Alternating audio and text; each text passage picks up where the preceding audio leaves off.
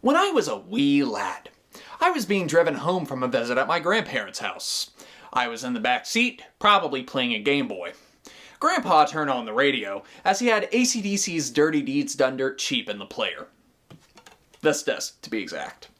Eventually, the third song on the disc would play, a song that goes by the title of Big Balls.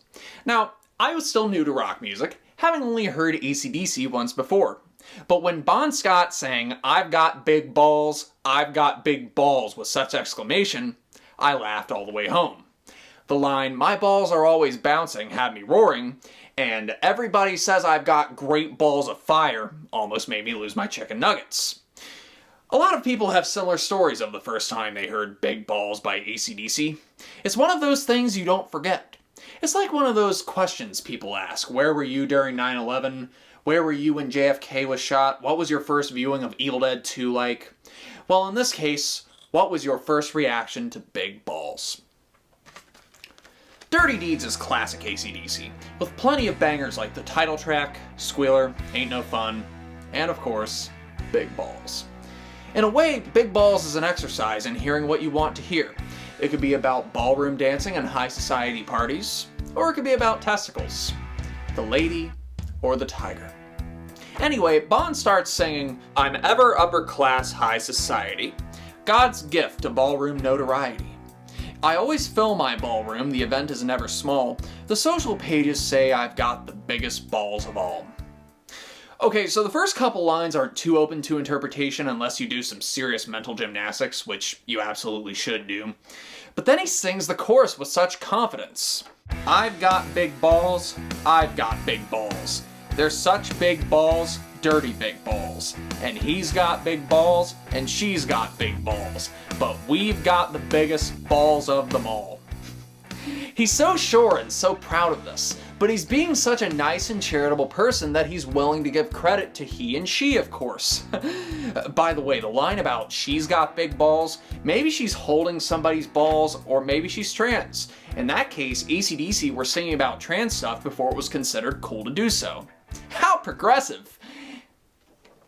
Unless, of course, he's talking about her throwing high society parties, also known as balls. See, there are so many ways this song can be interpreted. "And my balls are always bouncing, my ballroom's always full, and everybody comes and comes again."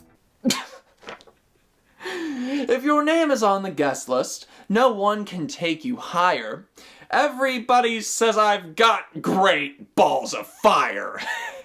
Such clever rhyming and lyricism. Pop culture references. That's what the smart bands do. Like Rush, all the world's a stage. The final verse makes an official statement on balls, how some are held for charity and some for fancy dress. But then, showing his nice personality, he prefers the balls that are held for pleasure. So much so that he believes that his big balls should be held every night. The final chorus changes the "I've got big balls" line to "we've got big balls." Our protagonist becomes humble. He can't take credit for all of it.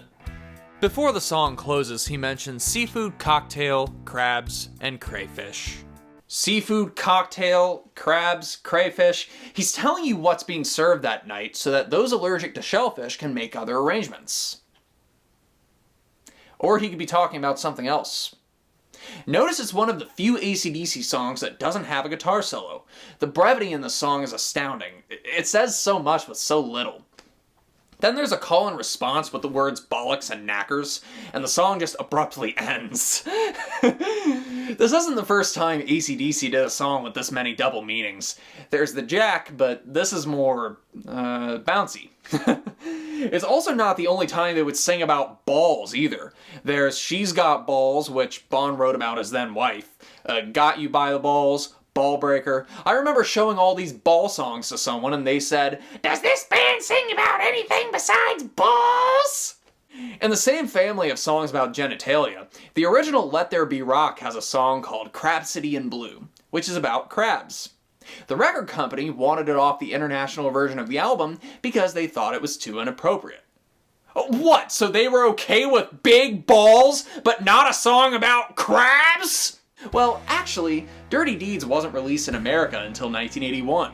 Some executives got drunk and thought, oh, this album is not gonna do too good. Americans aren't gonna like Bond's life. That, of course, didn't stop Australian imports from being purchased, especially after the success of Back in Black.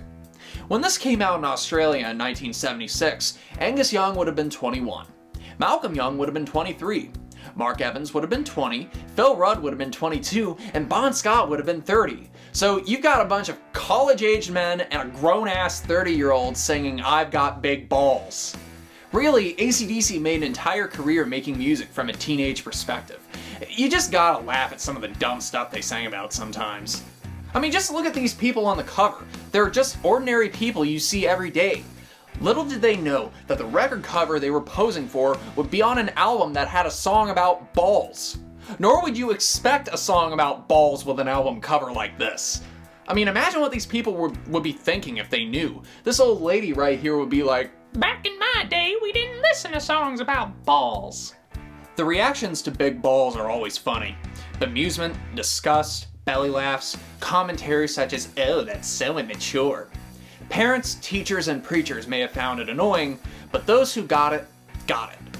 And if anybody got in trouble for it, they'd say, well, it's about ballroom dancing.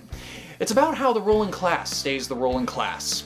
A statement on celebrating the finer things in life. Thousands of years of musical evolution has led up to this. I hold no shame in saying that I've screamed along with this while driving more times than I care to admit. The song still has me roaring with laughter after all these years. You know, everybody's got their musical wishes for special events, like, I want Typo Negative played at my wedding, or I want to lose my virginity to Nine Inch Nails' Pretty Hate Machine. And then there are the funeral songs. This is the song that I want to be played when I die. There's a lot to take in with this song, but it's really best experienced by listening to it rather than being told about it. That's the power and cleverness of alternating current / direct current. Angus and Malcolm Young, Bon Scott, Mark Evans, and Phil Rudd, thank you.